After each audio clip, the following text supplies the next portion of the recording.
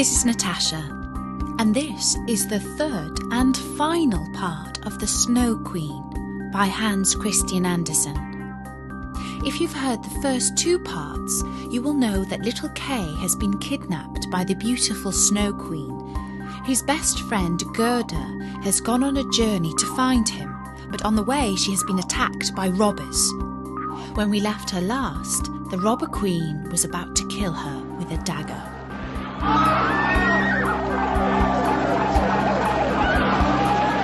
"You shall not kill her," cried her little daughter. "She shall play with me. She shall give me her muff and her beautiful dress, and she shall sleep in my bed." The little robber girl was as big as Gerda, but was stronger and broader, with dark hair and black eyes. She threw her arms round Gerda and said, "They shall not kill you, so long as you are not naughty." "Aren't you a princess?" "No," said Gerda. And she told her all that had happened to her, and how dearly she loved little Kay. The robber girl looked at her very seriously and nodded her head, saying, "They shall not kill you, even if you are naughty, for then I will kill you myself." And she dried Gerda's eyes and stuck both her hands in the beautiful warm muff. The little robber girl took Gerda to a corner of the robbers' camp where she slept. All round were more than 100 wood pigeons, which seemed to be asleep, but they moved a little when the two girls came up. There was also nearby a reindeer, which the robber girl teased by tickling it with her long, sharp knife. Gerda lay awake for some time. "Coo, coo," said the wood pigeons. "We have seen little Kay. A white bird carried his sledge. He was sitting in the Snow Queen's carriage which drove over the forest when our little ones were in the nest. She breathed on them, and all except we two died. Coo, coo." "What are you saying over there?" cried Gerda. "Where was the Snow Queen going to? Do you know at all?" "She was probably travelling to Lapland, where there is always ice and snow. Ask the reindeer." "There is capital ice and snow there," said the reindeer. "One can jump about there in the great sparkling valleys. There the Snow Queen has her summer palace, but her best palace is up the North Pole, on the island called Spitzbergen." "Oh, Kay, my little Kay," sobbed Gerda. "You must lie still," said the little robber girl, "or else I shall stick my knife into you." In the morning, Gerda told her all that the wood pigeons had said. She nodded. "Do you know where Lapland is?" she asked the reindeer. "Who should know better than I?" said the beast, and his eyes sparkled. "I was born and bred there on the snow fields." "Listen, you see that all the robbers are gone. Only my mother is left, and she will fall asleep in the afternoon. Then I will do something for you." When her mother had fallen asleep, the robber girl went up to the reindeer and said, "I am going to set you free, so that you can run to Lapland. But you must go quickly and carry this little girl to the Snow Queen's palace where her playfellow is. You must have heard all that she told about it, for she spoke loud enough." The reindeer sprang high for joy. The robber girl lifted Gerda up and had the foresight to tie her on firmly, and gave her her little pillow for a saddle. "You must have your fur boots," she said, "for it will be cold. But I shall keep your muff, for it is so cosy. But so that you may not freeze, here are my mother's great fur gloves. They will come up to your elbows. Creep into them, and Gerda cried for joy. "Don't make such faces," said the little robber girl. "You must look very happy. And here are 2 loaves and a sausage. Now you won't be hungry." They were tied to the reindeer. The little robber girl opened the door, made all the big dogs come away, cut through the halter with her sharp knife, and said to the reindeer, "Run now, but take great care of the little girl." And Gerda stretched out her hands with the large fur gloves towards the little robber girl and said, "Goodbye." Then the reindeer flew over the ground, through the great forest as fast as he could. The wolves howled, the ravens screamed, the sky seemed on fire. "Those are my dear old northern lights," said the reindeer. "See how they shine." And then he ran faster still, day and night. The loaves were eaten, and the sausage also, and then they came to Lapland. They stopped by a wretched little house. The roof almost touched the ground, and the door was so low that you had to creep in and out. There was no one inside the house except an old Lapland woman who was cooking fish over an oil lamp. The reindeer told Gerda's whole history, but first he told his own, for that seemed to him so much more important, and Gerda was so cold that she could not speak. "Ah, you poor creatures," said the Lapland woman. "You still have further to go. You must go over 100 miles into Finland, for there the Snow Queen lives, and every night she burns Bengal lights. I will write some words on a dried stockfish, for I have no paper, and you must give it to the Finland woman, for she can give you better advice than I can." And when Gerda was warmed and had had something to eat and drink, the Lapland woman wrote on a dried stockfish and begged Gerda to take care of it. She tied Gerda securely on the reindeer's back, and away they went again. The whole night was ablaze with northern lights.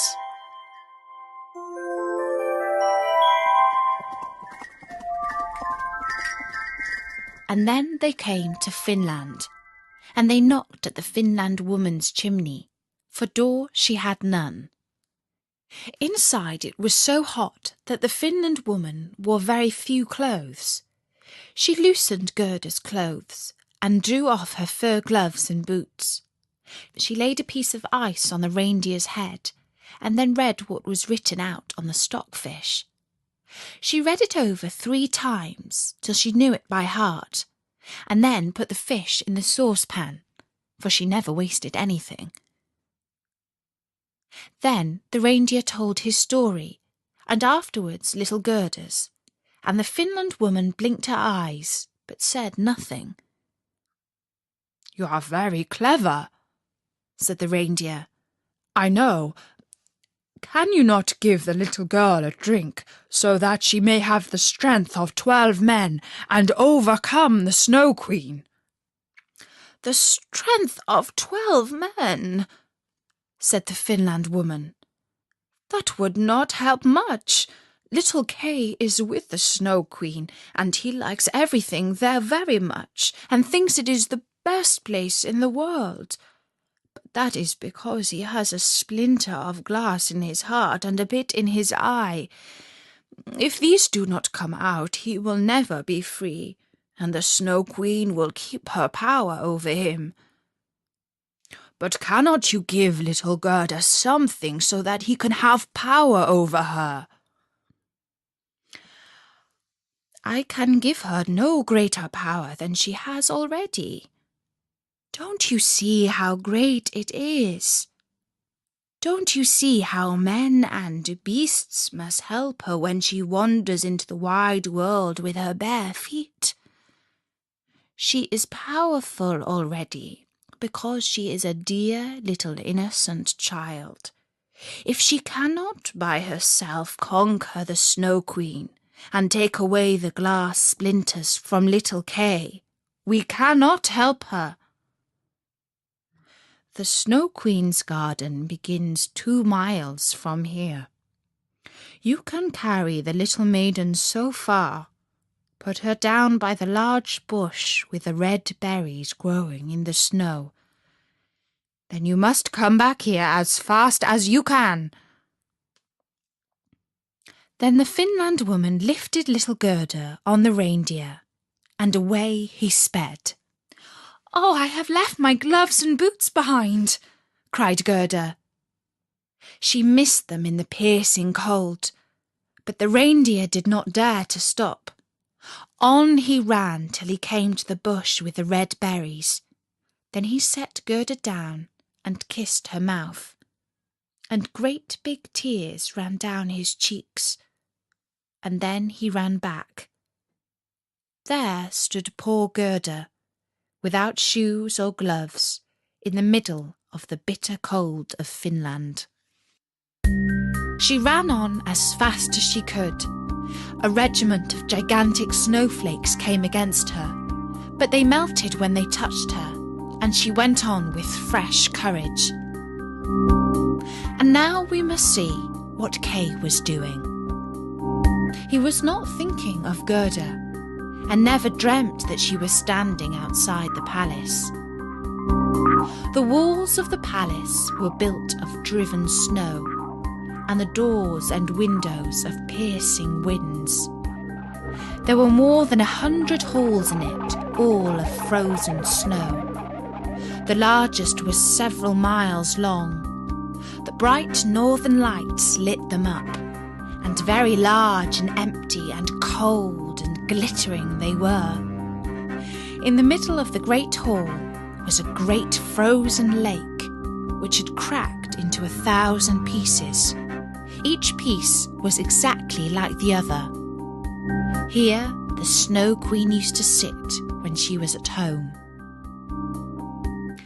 Little Kay was almost blue and black with cold, but he did not feel it, for she had kissed away his feelings, and his heart was a lump of ice.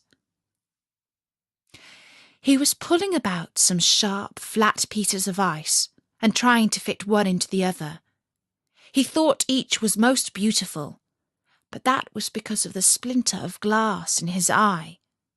He fitted them into a great many shapes, but he wanted to make them spell the word love. The Snow Queen had said, "If you can spell out that word, you shalt be your own master. I will give you the whole world and a new pair of skates." But he could not do it. "Now I must fly to warmer countries," said the Snow Queen. "I must go and powder my black kettles." That was what she called Mount Etna and Mount Vesuvius. It does the lemons and grapes good. And off she flew, and Kay sat alone in the great hall, trying to do his puzzle. He sat so still that you would have thought he was frozen. Then it happened that little Gerda stepped into the hall. The biting cold winds became quiet, as if they had fallen asleep when she appeared in the great, empty, freezing hall. She caught sight of Kay. She recognised him, and ran and put her arms round his neck, crying, "Kay, dear little Kay, I have found you at last." But he sat quite still and cold.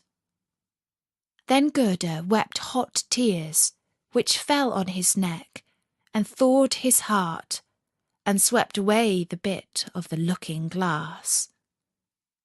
He looked at her, and then he burst into tears. He cried so much that the glass splinter swam out of his eye. Then he knew her, and he cried out, "Gerda, Dear little Gerda, where have you been so long, and where have I been?" And he looked around him. "How cold it is here! How wide and empty!" And he threw himself on Gerda, and she laughed and wept for joy. It was such a happy time that the pieces of ice even danced round them for joy. And when they were tired and lay down again, they formed themselves into the letters that the Snow Queen had said he must spell in order to become his own master. And Gerda kissed his cheeks, and they grew rosy. She kissed his eyes, and they sparkled like hers. She kissed his hands and feet, and he became warm and glowing. The Snow Queen might come home now. His release, the word love, stood written in sparkling ice. They took each other's hands and wandered out of the great palace. They talked about the grandmother and the roses on the leads. Wherever they came, the winds hushed and the sun came out. When they reached the bush with red berries, there stood the reindeer waiting for them. He carried Kay and Gerda first to the Finland woman, who warmed them in her hot room and gave them advice for their journey home. Then they went to the Lapland woman, who gave them new clothes and mended their sleigh. The reindeer ran with them until they came to the green fields fresh with the spring green. Here he said goodbye. They came to the forest, which was bursting into bud, and out of it came a splendid horse which Gerda knew. It was the one which had drawn the gold coach ridden by a young girl with a red cap on and pistols in her belt. It was the little robber girl, who was tired of being at home and wanted to go out into the world. She and Gerda knew each other at once. "You are a nice fellow," she said to Kay. "I should like to know if you deserve to be run all over the world." But Gerda patted her cheeks and asked after the prince and princess. "They are travelling about," said the robber girl. "And the crow?" asked Gerda. "Oh, the crow is dead," answered the robber girl. "His tame sweetheart is a widow and hops about with a bit of black crape around her leg. She makes a great fuss, but that's all nonsense. But tell me what happened to you and how you caught him." And Kay and Gerda told her all. "Dear, dear," said the robber girl, shook both their hands and promised that if she came to their town, she would come and see them. Then she rode on. But Gerda and Kay went home hand in hand. There they found their grandmother, and everything just as it had been. But when they went through the doorway, they found they were grown up. There were the roses on the leads. It was summer, warm, glorious summer. And that was the third and final part of The Snow Queen by Hans Christian Andersen. I hope that you enjoyed it as much as I did. And don't forget that winter and summer, there are always loads of free stories at storynori.com. So drop by soon and listen to another one. For now, from me, Natasha, bye-bye.